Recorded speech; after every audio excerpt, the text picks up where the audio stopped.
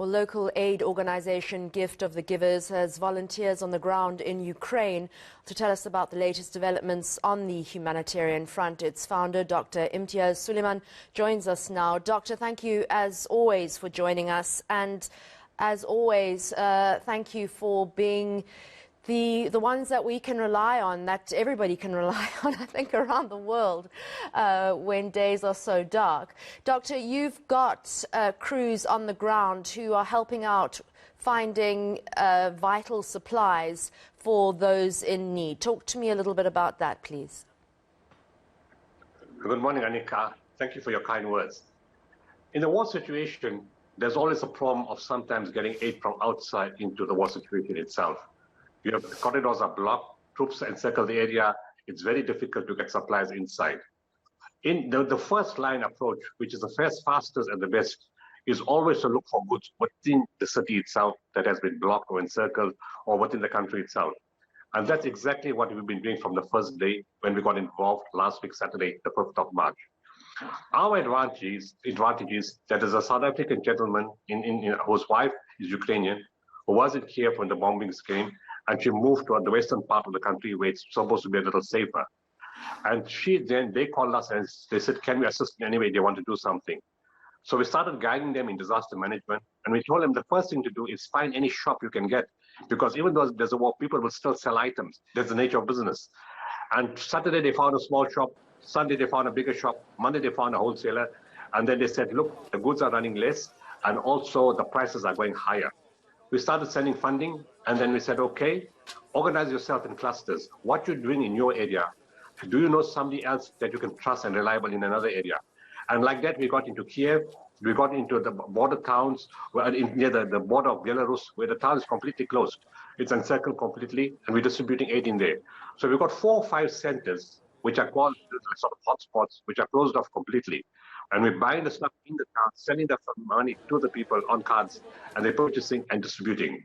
They also tell me that as the days are progressing, more and more refugees, orphans, old people, young people, are coming from the bigger cities to the small areas. So the areas where they are now are starting to get more flooded, and people need more assistance. The assistance is varied. It's food, cereals, warm clothes, sanitary pads, diapers, hygiene packs, and now there's a request for stoves. And there's a company, they just contacted us now. They've got the last 98 stoves available.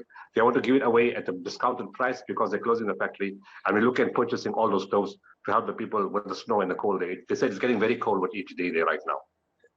Doctor, you said that you had a request from a cardiothoracic anaesthetist who you're guiding on disaster management, and the first lesson being on how to practice emotional distancing. Talk me through that. I was invited. That too is a South African connection, believe it or not. Last year in June, a doctor from George sends me a message, says he likes to be part of my team. He's an anesthetist. And I said, we'll meet at some point. We haven't spoken, we haven't met yet. Well, we have spoken, but we haven't met. In January, I sent my teams to George for the floods. They meet him. The same guy calls me last week, Tuesday, and he says, I go to Ukraine. I do anesthetics there. There's this lady, she's a cardiothoracic anesthetist, and she's getting involved in the war in a big way. Thursday night, I get a sudden invite from them to join the discussion. This lady's on the discussion, and everybody else from Europe and from Ukraine and neighboring countries, I don't know any of them. They know each other. When they finish the discussion, I send a lady a message. I said, you guys got it all wrong. And then she phones me, and from that day till today, she's been engaging with me. But I could see she was absolutely distraught when she was speaking that night. And I told her, I said, and I can't give you a name, you're going to have a serious storm during distribution. You need to calm down, Then she started texting me from a plane to Singapore. And then this morning she sends me a message. She says, I'm in trouble. I can't handle it. It's very, very hard. It's very difficult. And I said, if you're going to do that, I said, she crossed the border this morning. I said, yeah, if you're going to do that, I suggest you cross the border and go back the other way. And then I started speaking about emotional distancing. And I said, you can feel empathy for the situation, but you can't get personally involved. Oh, this child got shot. This man can't walk. This old lady is too tired. I said, the moment you do that, you're not qualified for the job. You've got to leave. And I've been coaching an exception. After your interview, she's waiting for me to talk to her again. And it's a very, very difficult situation when you come and you see your people in such distress. Everything was fine yesterday. And today the houses are broken, people are dead, bleeding, and everybody's calling you because somebody needs help from somewhere. And it's a huge volume on your mind and huge pressure. And you have to decentralize yourself, remove yourself from the situation to help the situation. I told you, you're going to have a ice cold heart and be compassionate. You should try to understand those concepts. And that's what I'm teaching at the moment. Sounds difficult. Doctor, Putin seems to be putting his foot on the accelerator now. He doesn't seem to be, holding back. Things seem to be getting more intense in Ukraine.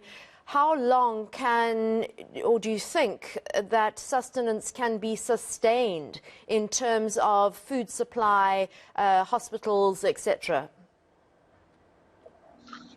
Where there's a will, there's a way. There's wars that ran for 10, 15, 20 years and people survived. What's important is the resilience of the people, that is the commitment to serve and to serve their own people selflessly.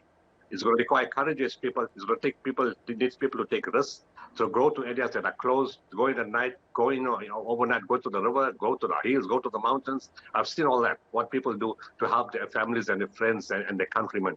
If they do that, and if business people come forward, you're going to have two types of people. The one type of people who are going to sacrifice and donate and give everything, and you're going to get the other type of people who are going to be absolutely greedy and put the prices up. But wherever you can get stock from within the country, and remember, business people, no matter where you put them, they will make business.